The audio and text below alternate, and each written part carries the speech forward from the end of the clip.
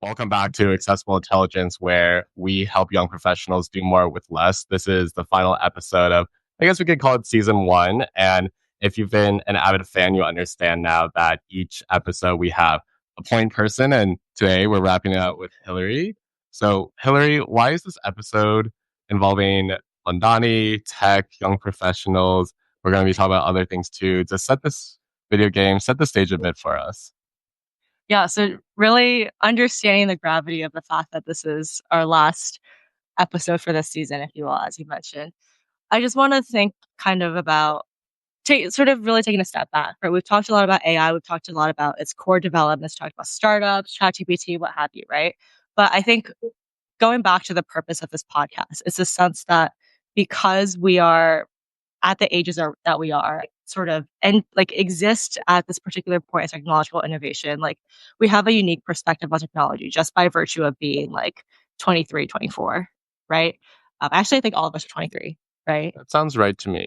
Yeah. Anyway, so we're 23 and like we've kind of had an interesting relationship with tech all our lives, right? Like now we're talking about AI as kind of like the new thing, but like we grew up with, you know, like printers and like flip phones and like camcorders, digital cameras, which all evolved into these different things now. But like we were there for that evolution, right? And now we're also here for this new evolution when it comes to AI. So I think I just kind of wanted to understand this current moment a little bit better by putting things into historical context. So again, drawing upon our experiences really growing up and how our relationships with technology, broadly speaking, have evolved over time. And thinking about the connection to Mamdani, right? Like um big event, broadly speaking, right? Yeah, for those who don't know, this week, Zohran Mamdani was elected as the mayor of New York, the youngest mayor, I think, in history, or at least a very long time. I think at some point it kind of becomes the same thing, and he won by just being super active, not only on the ground, which he did, but being able to create a digital moment that, at least for me, reminded me a bit of our most successful past presidential candidates, somebody like Obama in 2008 or an upset victory like Trump in 2016. So that, I think, for me, culminates a lot of all of those digital movements of how young people who grew up as tech was evolving at this pretty breakneck pace resulted in just another shift, pretty big shift in our political landscape. Yeah, and I would add, like, obviously there were so many things that led to Mamdani's victory. Like, you talk about it from a political sense, economic sense, social sense, what have you, right? But specifically, we're going to look at it from the perspective of tech because that was a big part of sort of his campaign. And so just with the context of how each of the four of us have built a relationship with tech in our 23 years of existence, how do we get to this current moment in New York City? Yeah, let's kick it off with Austin, with the very easy to jump from politics topic to video games. So, Austin, you have been self-described as a gamer. Can you please explain that to people who don't know? Yeah. So, everyone else in the podcast wanted to talk about weird stuff like politics and Mamdani, but I was told I had the opportunity to talk about video games. And I think this is probably the only chance I'll be able to do so in a somewhat professional context. I'm sure there'll be more. So I'll, Oh, Yeah. So I'll take this opportunity to talk a little bit. I do want to afterwards maybe talk about how social media and the internet plays into politics, because I actually read something right before this about that and about Obama. But specifically with video games, I wanted to talk about that because, as you said, our generation at large has been interacting with the internet, with online everything for a long time. But I think people who were in this genre of video games actually had a very unique relationship. And so I can talk about the hardware, software side, which is, the actual video game consoles, or the software, which is the video games themselves. But what I want to talk about are the people who actually were in this zone. And, it might be hard to believe, but actually video games and AI are very linked. First of all, just because the big companies now, like NVIDIA, AMD, Intel, for the past 3-4 years, they've been these big semiconductor, inextricably linked with AI companies. But before that, they were all household gaming names in terms of the semiconductors that now power these data centers were the ones that would be used in, in a gaming console or in building a PC, a personal computer, which is what a lot of people use to play video games. So not only is there that tie, and that I think this hardware aspect of AI is so attached to people who played, but I think the type of person and how I saw playing video games growing up was very unique compared to the general population, even among people now who are our generation of being AI native, being, internet native. And I say that because before it became popular to be like cripplingly online and to be always on TikTok, social media, these were the type of people who I think personally were the first, you know, most digital native people. These were the type of people who, they would come back from school. There are a lot of types of people in this camp, but these are the type of people who would generally play or be on the internet for a wide period of time. So, well, God, we don't need to talk about that. But no, I was also in that camp. And I think, first of all, this is not only the place where a lot of online culture in the form of memes came from, because it was people who were so often online that it became its own community, but also in the sense of when I was growing up, video games was always to me the almost defining part of someone um who's technologically, what's the word? Technologically savvy. Yeah. It's the people who would have the gaming computer, who would have the PC, would also typically be the type of people who did coding, the type of people who, you know, even nowadays when Hillary has a tech question, she comes to me, and I think there is a sense of, you just have had so much experience with this general technology that you've built up what has now become one of the biggest marketable aspects of especially young professionals is this technological savviness with AI, but also in general. And so I think that's why, to me, video games was a very unique thing, because even among people who are a generation of technologically savvy people, I think this was, to me, inextricably linked as people who are on the most integrated, the most aware. And I think that still carries today. Mm. Austin, did you consider yourself like a very techie computer guy growing up? I guess so. And this is where there's a little bit of distinction, because I was never on the CS side, but I think I had an awareness beyond most people in terms of just, you know, working your way around a computer, or um, just anything software and internet related, just because there was that much more experience, and it was such a part of my life. Mm-hmm. Well, just to quickly respond to you for a second, I will say, okay, yes, I do ask you for tech help. You're good at it. I will also say that the other person I would ask for a lot of tech help, that was also my dad. And he is considerably older than you, did not grow up in a tech generation, did not play video games, but he has that, what people would say, just, like old school, like understand how things work, right? He was an engineer. He had that background. So I do want to just add a little bit of nuance into that as well, which is like, yes, you have that ability from having grown up with that specific tech, but I also do think it's not necessarily always tech specific. And there is you can say like more engineering, more practical general foundation to technology um, that you can understand having not just directly sort of grown up with it. So I just want to raise that point. So, how have video games changed since you were playing them as a kid to now? Because I think, as somebody who did play a little bit growing up, like, I'm curious if you've seen any market developments now, because you ended your last thing by saying you feel like it's still the case today that the people who are playing video games are usually the more tech savvy, but are those games different in any significant way?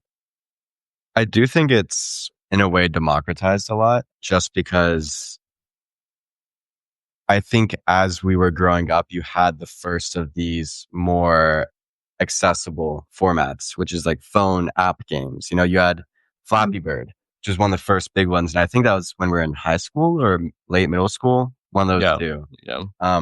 But before that, you didn't have that much. I mean, you played Candy Crush. Play Candy Crush. She's level like 5,000. Oh, Whoa. But I think that trend of more accessible has only grown, but I think it's very devoid of the backgrounds that it tends to bring. Just because if you're on a phone, the more accessible something is, it just means the less you have to get into the back sure. stage of it. The less you have to either try to download something or try to work your way through the back files or something in that aspect, because that's the whole point of it, is that you can just have a phone and instantly start playing it. Right. Okay, that makes sense. Speaking of phones, I think that could pivot to you, Hill, and I know you wanted to talk about the iPhone and start wherever you want with that, but what got you starting to think about something that we now use constantly? Yeah. Actually, maybe I'll take it a step back. Just phones generally. And I think that maybe is a good segue from games as well, because actually, I think when my mom first got her flip phone, the first thing I did with it was like play games on it. Hmm. Actually, and like I'm not a gamer. I also like, if I'm being honest, I don't fully know how the games worked. Like I played on them. I was like, oh, this is super cool. Like there's a function where you can like they're free games. I think you had to pay for them at some point. I really did not know how it worked. So like all that is to say, when my mom got her first flip phone, sometime when I was in elementary school, that was like my first encounter with the technology. And it was very much like a new thing where it was like, oh wow, now you have a portable device. Like you don't just need to sort of call people on your landline anymore, right? Um, and then in terms of my experience with it, it was obviously like, oh, this is a super cool gadget. Like it's a device that you can just bring around with you, which I just thought was very cool conceptually, right? But then, and I actually, I called people a lot back then. I liked using it to like call my friends. So I thought it was super cool. Again, this like really just new experience that I didn't have access to before. Like, for example, if I wanted to call my friend, I didn't have to just like sit at the landline anymore. I could Yeah. just walk around my house or well, I typically wouldn't be bringing my mom's phone outside of the house. And I was also like 7. So Yeah. typically in the house, I would be walking around. And it was just a super cool experience. It was like the novelty of it all that like just made it exciting, right? It's probably the same thing as calling a landline. Like that wasn't much different, but I was able to have this new experience. And then when it came to gaming, didn't know anything about games, but I was like, oh, there's this functionality on this phone to play games. It was some sort of like fighting game. I legitimately do not know the rules to this game. And it like looking back, it actually astounds me that I probably spent like a couple of hours like every week just playing it because I had no idea what was going on. But it was just again the novelty of it all, being like, oh my god, like inside this little screen where you can call people, you can text people as well. There is like this experience that you can just play on. So that was very much sort of the beginnings of my introduction to tech and like portable devices more generally, which is we talked before about this concept of play and entertainment. And I think that was very much evident even in something as practical as a phone. Yeah. What was the age that everybody got their first phone? Do you remember? I think I was 10 when I got my Like first. personal phone, like you owned it. Well, I mean your parents, but yes, like obviously you did not pay for it and all Yes, but like that. okay, fair. Yeah. I was mid to late high school, just because Your first phone? maybe it's tied to playing the video games part, but I didn't really need it. Wow. So, Well, In fact, my mom kept offering, and I think she was expecting me to want it, oh my god. Okay. but I was like, nah, I'm good. That's pretty Oh, late. that's Megan, impressive. what about you? yeah. I had a flip phone for a while for like emergency reasons, but I only got a iPhone until like maybe 6th grade actually. 6th grade, yeah. Yeah. I think I think I got my mom's hand-me-down iPhone in 7th grade, and I actually got service on it in 8th grade. Okay. It was Yeah. just an iPod until then. I also didn't have service on my first one. It's like a slide phone. Yeah. And I was like, and I couldn't understand that concept of like a phone not being able to call. So my parents like explained to me, I was like, okay, right, but like I'll just call in case of emergency. Like, no, you can't call. And I'm like, right, but in case of an emergency, it was a learning moment for Sam. So you talked about getting this phone and it My mom having, got yeah, you didn't take out the loan as we just established. But you talked about the wonder of it, especially with all these different capabilities, apps, video games. I wonder what do you think about now? It seems like there's almost this backlash of all these potentials of a phone are now being seen as addictive. They're being seen as, taking away from the real world. And there's been this return in some areas. I sent an article about tech Luddites popping up again, but about having phones that are basically like forcibly reduced in potential. Either that they're too heavy to really be able to hold above you as you scroll in bed, or they literally just don't have the ability to download apps like video games or to ping you to keep your awareness. So what do you think about something that once was so basically magical and how now there's a whole backlash against it? And I'm sure there was back then too, but now it seems to be more and more prevalent, especially with AI becoming a thing. That's a good question. I think times are very different back then. I think it's all relative, right? Back then, even though I was spending like a lot of time with my mom's flip phone, which is kind of sad to say now, but um, relatively speaking, but like that was not the majority of my life. I did not own a phone.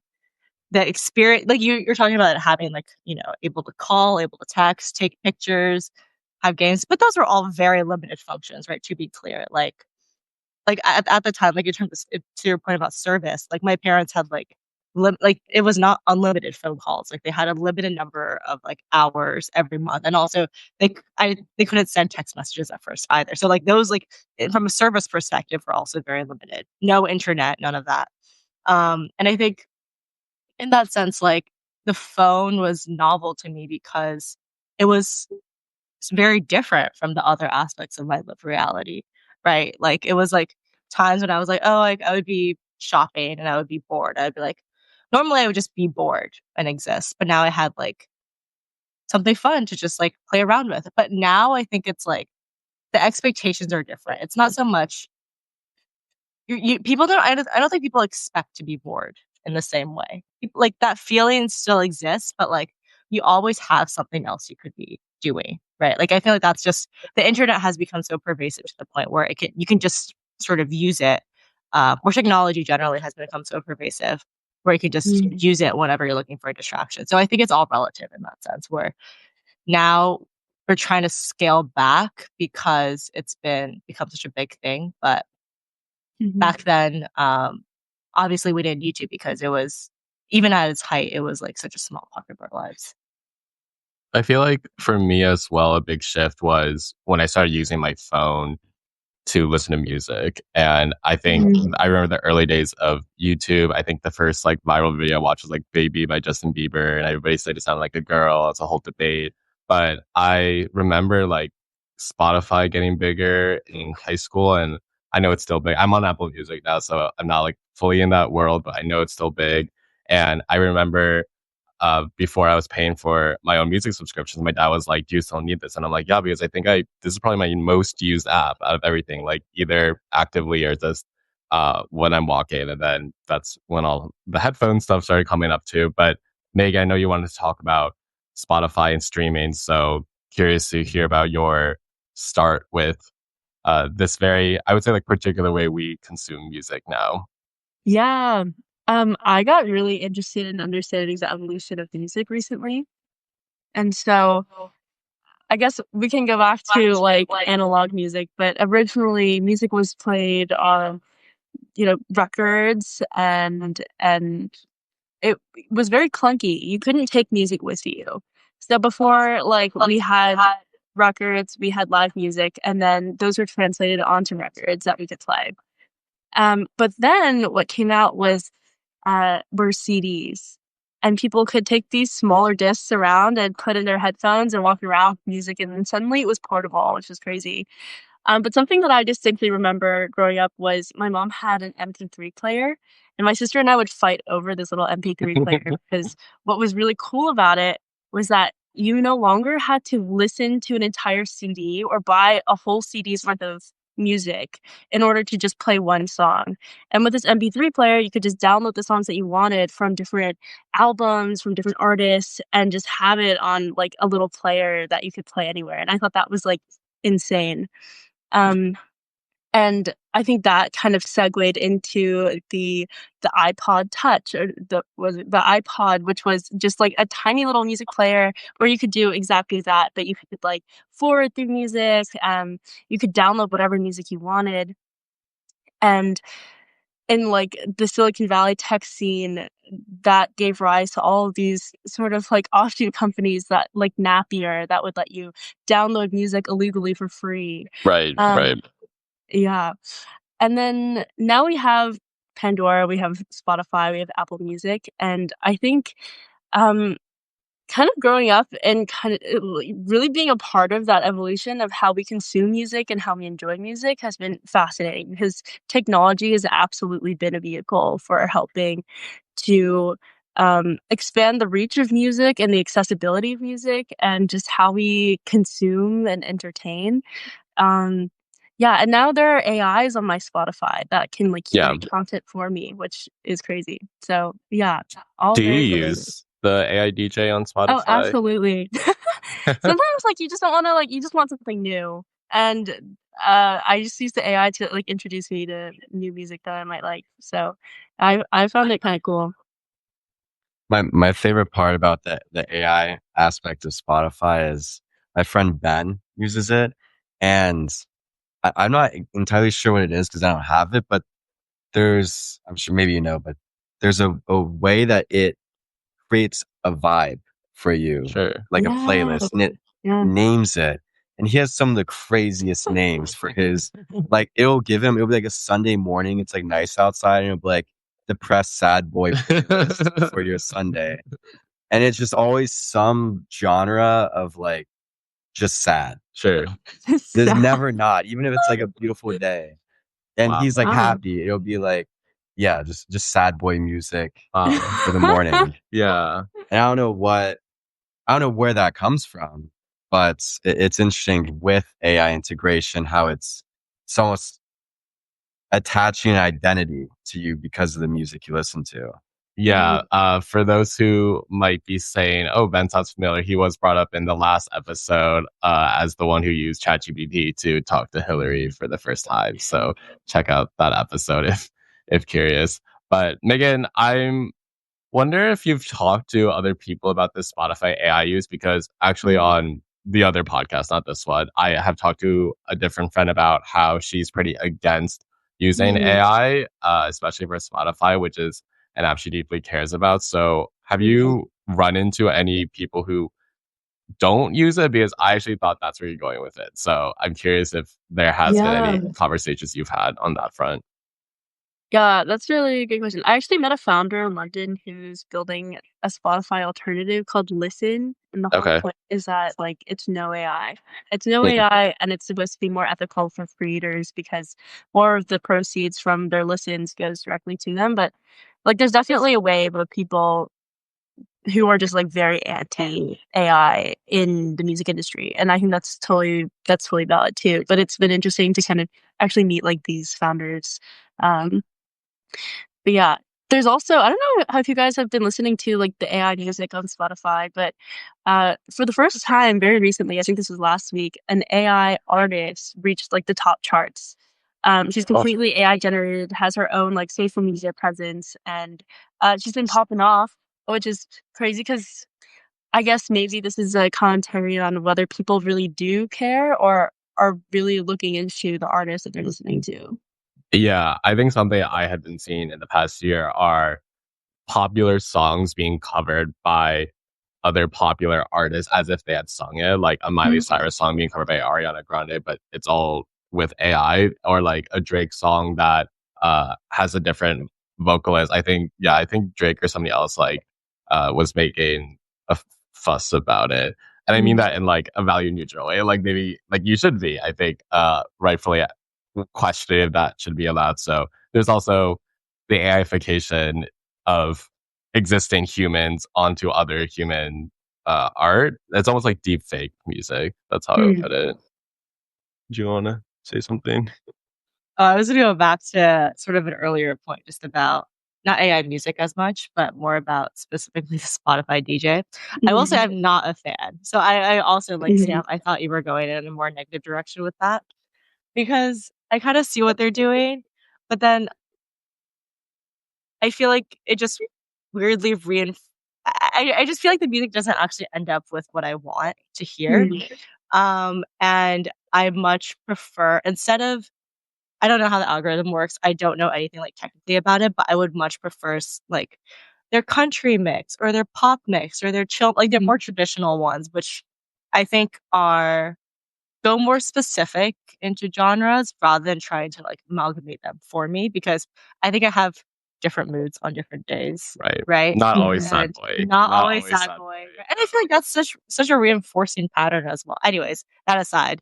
But yeah, so I personally don't like it as much. But that's just my perspective. Megan, fight back. Yeah, I mean, I totally see that perspective, but I also like I think it's so new. Like it's kind of like ChatGPT kind of was awful when it first came out, but imagine like a year from now, this AI DJ could get you exactly in the right mood on the right day at the right time. Like I could see how that could be cool. Or if like you wanted to curate a vibe but not spend the time curating a playlist. You just be like, it's my birthday, I want Chapel Roan and that sort of thing. Make me a playlist and it just curates a playlist for you. Like I could totally see myself using that. So maybe that's just me, but there clearly are different customers involved here, which is great. That's why Spotify has been so successful. Yeah, I'm not sure whether this is a thing already, but now that you say that, I can definitely see a universe where there's also a ChatGPT like prompt window. Say, yeah, like what are you in the mood for? Cooking food, make a playlist with Italian cooking music. And then it just does it for you. And all you give it is this natural language prompts and it returns with music. Yeah. Yeah. We should tell Spotify this. I feel like, yeah, whoever has a direct line, if you could just activate it, maybe one of our listeners also, you can just let I'll put their name right here if you come back. Yeah, we'll add it to the long list of brands that Austin is representing today and our potential sponsors, I guess, if we're promoting them. Yes. Okay. Let's move on to Mandani and see how this all coalesces into what I think was a very like young people centric victory. So as we talked about at the beginning, I decided to consult Notion AI to get like a bit more specific on why his win is historic. So there's a couple of firsts. He's New York City's first Muslim mayor, first Asian American mayor, and the city's first immigrant mayor in roughly 8 decades. At 34, he's the youngest New York City mayor in modern city history. He's the first openly Democratic Socialist or DSA endorsed candidate to win the New York City mayoral race, signaling a major leftward shift. He technically upset a former governor in Andrew Cuomo by mobilizing young voters, renters, organized laborers, and this is, I think, this more Notion AI speaking, but it's seen as a seismic shift within the Democratic Party and inspiration internationally, especially in Uganda, where Mandani was born. So let's just first do initial impressions. Hillary, Megan, you guys are New York born and bred. So let's start with you guys, especially since one of you experienced it here and one experienced it in London. So I'm curious how you guys felt on Tuesday night. Megan, you want to start? Yeah, I can start. I was shocked how many people in the UK were following the New York City mayoral election. It was everyone. I swear, almost everyone I talked to was like, "Are you excited for the elections tonight?" And I was like, "Oh my god, I'm honestly shocked you guys follow this." But it was such an international phenomenon, which I was not expecting for a mayoral election. I think that really shocked me. Yeah. Yeah, so from London, I was just surprised at how many people were following it, but I think that just goes to show like what a role media plays in politics right now and how it can bring elections that are seemingly very local, just like international. Yeah. Yeah, that is pretty shocking. Like, and I don't know if it wasn't Mandani specifically, it would be that internationally spoken about Right. either. Hill, what about you? I will say that I feel like I personally experienced his campaign in 2 stages. The first being like, leading up to the primaries, and the second actually sort of post-election. So I feel like the primaries were the very contentious one, right? Because that's where you had there were a lot of people in the race, right? We couldn't have necessarily I don't think anyone could have predicted what would have happened with like Cuomo, for example, or like Brad Landler, right? Or like, it was like a competitive race. And you know, I didn't encounter too much media of him at the time. Maybe that's my bias. I don't mean my bias. I don't. Hey, listen, it's a Democratic primary, okay, Austin. But like, I yeah, I didn't. I don't know if it was the algorithm. I don't know if it was I wasn't online as much, or maybe there just wasn't as much content, right? Yeah. But back then, I wasn't paying too much attention, right? Like, didn't know too much of his platforms. If anything, it was like, oh, like it was the sensational things that sort of came up, right? And at the same time, like leading up to the primaries, there was also a lot of, I would say, negative press coverage of him, right? Like Sure. the New York Times, like explicitly sort of did not endorse him, sort of had a more critical actually piece about it come out. And there were other pieces as well, like just general like institutional media and even institutional Democrats. And also new media Yeah, too. I sorry. mean, the Free Press had always been pretty staunchly against him, but I think especially leading up to the primary. So Yeah. it's not even just institutional Yeah. media. So I would say like leading up to the primaries, I was kind of just like, it felt more like regular politics. Sure. I was like, oh, like there are a bunch of candidates, what'll happen will happen. Right. But what's interesting is like after the primaries, like things shift, right? Because New York is a solidly Democratic sort of area. So like typically it's like whoever wins the Democratic primary will be the mayor, right? And it was obviously a huge blow to like Cuomo in particular, right? And he, withdrew from the race for like a few days or something like that, right? But it was interesting because it was when he had all this leverage that I saw like his social media explode. Like it was after I'd already been like, oh, like, he's the like Democrat elect. He's the mayor elect at this point. Right. Like not literally, right? The But presumptive mayor. Presumptive. Yeah, that's a better way of saying it. But then I saw all of this media pop off, and then it was actually after it was like after I didn't even have a position on him, but like after he already was in a position of sort of leverage, if you will, that I got to know so much more about him. So it wasn't even, I guess, like convincing him as a candidate for me as much. It was more like, okay, like he's in a pretty good spot. Now let's get to know him more. So that was just kind of my personal experience with his media. Yeah. Austin, we're both newer to the city. I mean, you've been here for over a year now. How did you react to everything that was happening? Yeah, I mean, I personally would call myself a New York native. I've been to an AUK. What? AUK, they don't know. Don't worry about it. I actually have no idea what that is. You don't know what that is? I swear that's a term. No. I mean, never mind. Oh, Exactly. See, you'll get there eventually. Go through a couple more years. But yeah, I wanted to bring up 2 quick points then, and it gets this idea of social media with it. The first is just a reaction to what Megan said in terms of it was such international phenomenon. Yep. Phenomenon. And it was surprising why, but I think one of the main reasons was because not just in the US was the Democratic Party and the left at large shell-shocked after the last presidential election, but in Europe and across the world, there is a large uptick in populist, especially right-leaning politics. And so this was looked to as, is this the new method for the left, not just in the US, but literally across the world? Yeah. So fascinating how it was so popular, but also how social media was so tied to it, like you said. But to also go on that point, I watched a video actually literally this morning about it. And it was tackling this claim of so many people, including Andrew Cuomo himself, points to the reason Mamdani won as being social media, his usage, and really being able to go and target these younger audiences outside of the traditional, what people are saying is dying media. And the video was actually countering this. It said, actually, if you look at it, Cuomo and Mamdani on, at least I think maybe they used Instagram, I'm not sure what platform, had about the same amount of videos. They both use social media. It wasn't that Mamdani used it more or it put in more effort or made it more, it was less DIY. They tracked the amount of times they talked about rent freezes or affordability or talked about explicit policies. And they showed that across all the videos, his were much more analytical, much more actually towards policy rather than just a nicely edited video. Are you saying Cuomo or Mamdani's were? Mamdani's were. Okay. So they're saying that the amount of social media usage was actually very similar.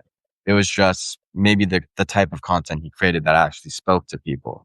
Just a slight pushback against this idea that social media equals influence. But what I really wanted to talk about was it's interesting, also tied on that point, that with how everyone's looking at it as social media equals influence, it seems almost very positive. It's like a completely positive connotation to this whole idea that it's empowering the youth. It's an alternative way for these new people to come up and not have to go through the New York Times, not have to go through traditional media sources. But I just read a book about 2 weeks ago that was talking about what it called tech lords, oligarchs, and the influence they increasingly have in politics. And the reason it made this case was by looking at Obama, actually. And it was making a claim that in, I think, 2008, maybe 2012, Eric Schmidt, who was the Former CEO of Google, he took a brief leave in the 2012 campaign to help Obama campaign. And the way he did it was by taking all these data scientists from big tech companies and created a massive database of every voter in the US. And the authors make this claim that this was the first time it was kind of being done in terms of digitalizing voting like that. And what they did was tracked, who, based off every single person who's quite obviously leaning to the right, who's quite obviously leaning to the left, and figured out that they could ignore 90% of the electorate. And the way that Obama would win the election was by focusing explicitly on that 10% who's in the middle, who's potentially persuadable. And so it became this thing that I think we're increasingly seeing now in these swing states, where it's this very small percentage of people that was explicitly targeted with information, either emails or ads or all that type sense, which the author portrayed in a bad way. He was saying this is basically making it so that elections are they're always influence campaigns, but explicitly rigged obviously is not the right word, but targeted influence campaigns on specific people through this internet. I think it's interesting with how people increasingly see social media as doing something to your brains that now this has such a positive connotation. And so I was just wondering what you guys thought maybe about that duality of usually people say social media is too much use, negative, but also here was saying, oh, it's empowering the youth, allowing new avenues for outreach, etc. Megan, do you want to start as our probably most Yeah. prolific social media user? Oh gosh, no, but I just had Austin's point on social media made me think of something. And I think it was interesting, the stats on how Cuomo and Mamdani had a similar amount of videos. But what I think made the biggest difference in that was how the youth, I think, definitely championed Zoran's campaign without him even like asking. Because I just maybe most prominently realized this, but a girl from Barnard that I know quite well started the Hot Girls for Zoran campaign. Oh, And they wow. made all these shirts that said Hot Girls from Zoran, and all these celebrity like models like Emrata started wearing them and posting about it and campaigning for him. And they were just so prevalently on social media. And I think the fact that his base was the one kind of leading these social media campaigns, really proliferated his reach without him even needing to do the posting. So I think it was maybe the fact that Zoran appealed to a lot of the younger social media savvy population in New York definitely benefited him.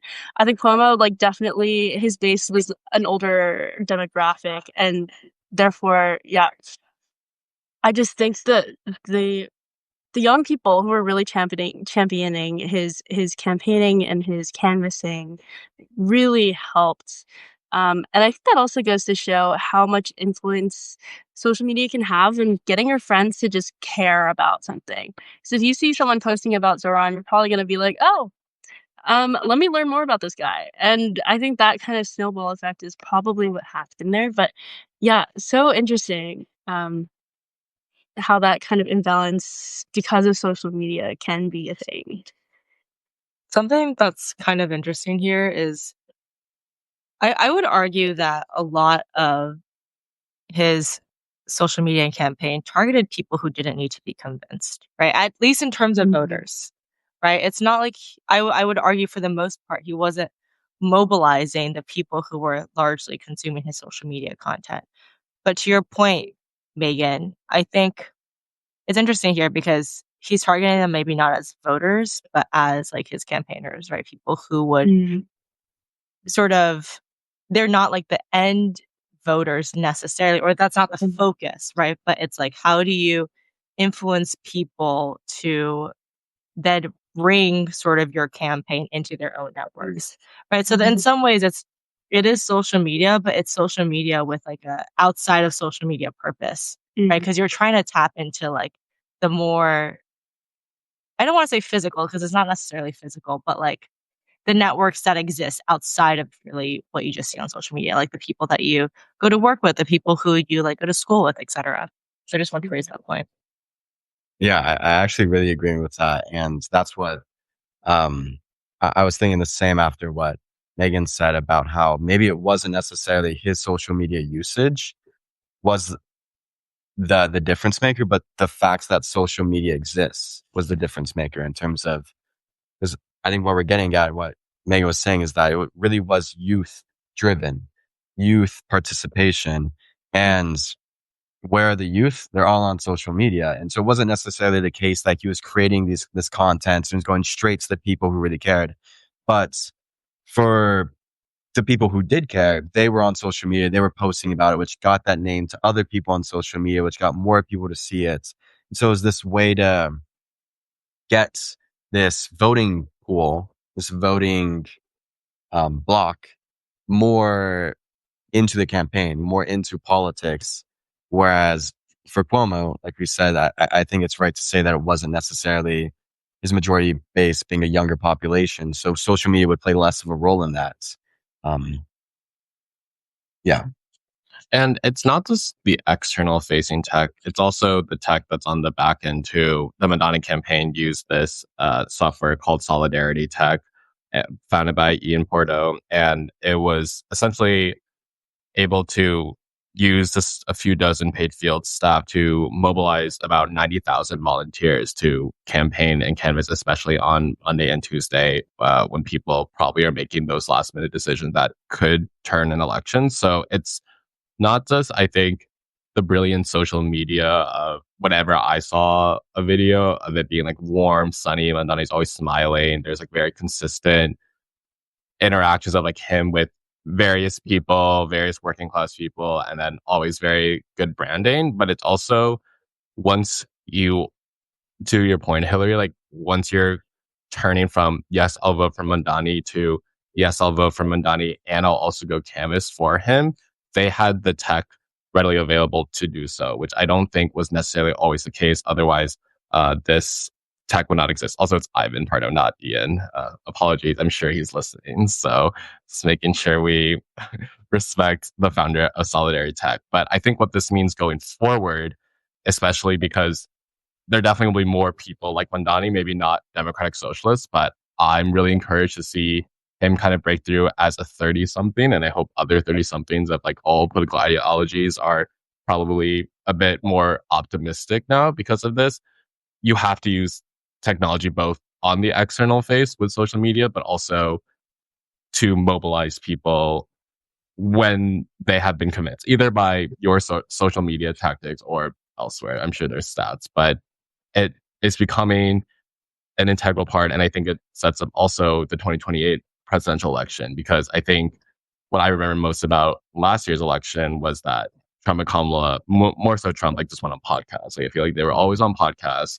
And I think that'll still be true in 2028, but I don't think either of them had a super great social media strategy that was original. Like I think when I think about Kamala's strategy, it was like Brad, but that's not hers. That's Charlie's. And I think that was the attempt for Kamala to use what would appeal to the youth. But I think it didn't work. I mean, Kamala had a lot going against her, like timing and everything else. Everybody will have different opinions on it. But I think one thing that's clear is that that's not hers to use, versus Mandani didn't feel like his team was trying to copy anything. It wasn't like Mandani was trying to be like Addison Rae or like Sabrina Carpenter or, another pop girly. Like, I feel like that's an important lesson for these younger people. It's like, or anybody who's trying to appeal to the youth. Like, I think for everything that seems fake or maybe bad influence on social media, I do think young people generally can discern, like, if this is a genuine attempt at something new, or if you're just trying to like be of the moment, which I think the Kamala campaign fell a bit into. Yeah, something I will say about Mamdani's strategy, not that I sort of really like understand it that well, but I do think it is a mix of curated videos and also some more candid interactions. And I will also say, like, I think especially that latter one, I think that has an appeal that goes beyond youth. Like, I'll say, for example, Mamdani was doing Tai Chi with these Chinese elders Yeah. in Chinatown. My dad talked to me about it. Oh, wow. Like he was like, "Did you see this?" And like I had this happened that day, by the way. Like I saw the video earlier that day, and later that night, "Did you see it? Did you see it?" And I was like, "Oh my god, yeah, I totally did." And he was like, "Yes." And like that's a funny anecdote and whatnot, but like I think it bring out this idea of like candid social media as well, because I think it speaks to something a little bit more fundamental about tech, which is its exposure, right? It's not necessarily this new, it doesn't have to be a curated experience, but it's like visibility, Yeah. right? It's like, maybe candidates do this, like maybe they always did this, right? Like, but now we're seeing it in real time. We're Right. seeing Mom Donnie interact with like elderly women doing Tai Chi. Right. And it's it's very special, I think, regardless of your age, to be able to witness something like that. And that adds to the authenticity of a campaign as well. Right. I think just one thing to add to that, and maybe what I was trying to get at with the point I made about we're seeing this in a very positive light and questioning that, was just an awareness of the algorithm. Yeah. And how that plays such a big role in this. And I think where I see that is usually when people talk about the algorithm, they talk about how it amplifies the extremes. Yeah. It amplifies, either, what's the word? Very sensationalist content that tries to get people to react, that tries to grab people, to keep them in the social media. It's the whole attention economy. And I think what we're seeing here is with Mamdani, he wasn't necessarily sensationalist in that way. I mean, he was, as you said, smiles, sunlight, usually warm videos. But the reason maybe he was so prominent on social media was because the algorithm knew that he was popular. And so it prompts, gives these videos because he was popular. Sure. And so I wonder if something to think about with this is, as social media becomes increasingly a platform for politics and for politicians, yes, it's a way, as you said, to give authentic experiences and to share it, but also I wonder if it creates hype trains. Yeah. And I'm sure that's always the case, but people who blow up will only increasingly blow up. People like, I'm forgetting his name, Brad Landon? Brad, sorry. Like the that comptroller? shows. The comptroller. Yeah. I don't really see a way he could have blown up on Instagram. Sure. Maybe he was creating content, but what it maybe goes to show is, and this is maybe something worrying potentially about it, is with the algorithm deciding now who's seeing what, it is creating, I don't want to say creating favorites in terms of like maybe Zuckerberg is saying Mamdani. That doesn't really make sense, but it's putting momentum on people's sides increasingly. Let's close out with a rapid fire segment. This can be New York, young professional, tech themed. So the first one is obviously a popular slogan that apparently Megan knows the founder of it was Hot Girls for Zoran in the past campaign. So what are you a hot girl for? Can I start? Yeah, please. I'm a hot girl for. I shouldn't have started. I'll say video games. Video games. Take it back. Megan, you have to go. I have to think. I am. God. I'm a hot girl for dried mango. Oh, like the Philippine brand one, or did you have a specific brand in mind? Oh yeah, the Philippine branded one. Yeah. Yeah, that's fun for me too. I'll say I'm a hot girl for critical thinking. Boring. We already know you're. You see, everyone thinks critical thinking is boring, but that's why I'm gonna be an advocate for it. Social media. I respect it. I respect it. I'm a hot girl for Venus Williams because she played brilliantly this year, and I got to see her for the first time. And I was telling Megan about this, but that was like a lifelong dream that got achieved. So yeah, hot girl for Venus. From our resident tennis commentator. Yes, I've given so much tennis commentary over these episodes. Let's see. Favorite place to get lunch while you're at work? Like, what's the ideal corporate lunch? Oh my god. Well, I don't have the name here. But Sweet Green. Okay, Sadly, Georgetown founded. I've fallen completely into the slop bowl, but I love it. I love it so much. Georgetown founded. It has a hold on people. Megan, what's the founder lunch? Oh, for me, it's Sushi Dog. I don't remember if we have that in the US, but It doesn't sound familiar. You didn't take me there when I visited you. I don't know what that says. I know I didn't. But it's good. Like sushi hot dogs. I'm sure. Oh wait, you told me about it. We just didn't go. So I saw on your social media. You post about it. He talks about it. Yep. All right, Hill. My answer is Dig. The OGs know it's called Dig In. Yeah. I'll go by its current name. What was the last time you did that? Yeah, when is the last time you went? Shows. Okay, it's not near my office, but in an ideal world where I live near a dig or work near a dig. Sorry. Fair. So it's convenience.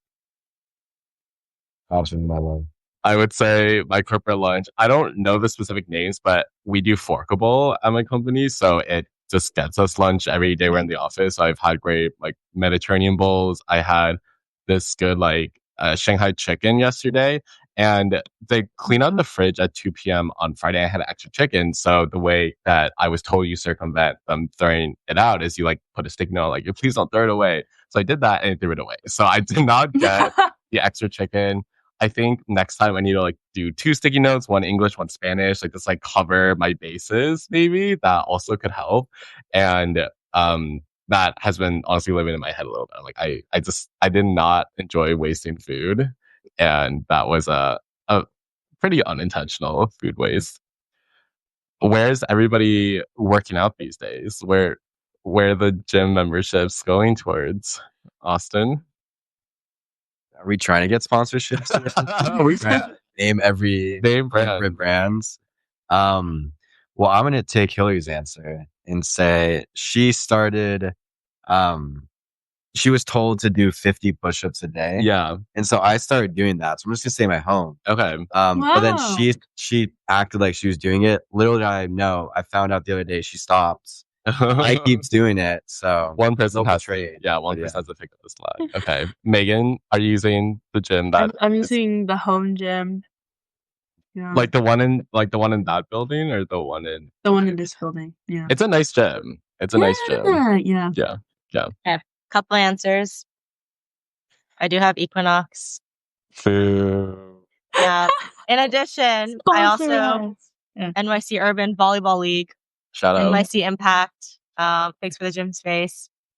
Love you. Been on your teams for like 10, 11 years. Long time. Yeah. So lots of opportunities for athletics. Yes, Hillary's a very active girl, and it's the Equinox because I did sign up, and I don't know if it's worth it yet, but I'm making it worth it. I'm just squeezing out the soap every time I go and just using everything I can. And then one word you're feeling about a Mandani city, like a Mandani mayor city. Personally, I'm gonna say excited, but not because excited for the opportunity, although I am. Hopefully, I mean, everyone I should hopes it'll work out. Right. But I'm excited to, every time I think I hear or talk to my grandfather, the word socialism is like a boogeyman. It's like, oh, that won't work out. So I'm happy to actually see. Now I'll know whether it works out. Sure. If he doesn't. Yeah, learn by doing. Megan? I'm hopeful. Feeling hopeful. Love. That's a great feeling. Hill? Yeah. I was looking at Austin because I was also going to say excited, but I realized that's also a very generic word. Proud. I think he did a really great job representing a lot of different sects of New York that I think people who live in New York and expose themselves to different parts of New York see a lot, but now it's on social media and it's become a lot more visible to people who maybe aren't as exposed to it within New York, but also outside of New York. I love that. I think for me, I'm feeling pretty contemplative. Like these things don't just happen by accident. And I think I pursue somebody who does not agree with a lot of at least what he's stated, which is fine. Like I'm still happy he won, but I think I'm more curious to see how the future people who will run campaigns will make a similar moment. And I think this could be the start of a trend. And with any trend, we'll see a lot of great stories come out of it. All right. So if people are wondering, yes, this is still New York Decoded. This is actually like a backdoor episode, like a backdoor pilot. I think that's what they call it in Hollywood. We're finishing up the Accessible Intelligence series, but given that the three of us are in New York, Megan has ties to New York, we are planning on continuing to understand how New York and AI continue to mix and what that spells for everybody, but specifically young people. So be on the lookout in the new year for more episodes. But until then, we hope you take care. We hope you enjoy the holidays, and you'll probably see us at some point. We'll be making the rounds. All right. Bye, guys. Bye.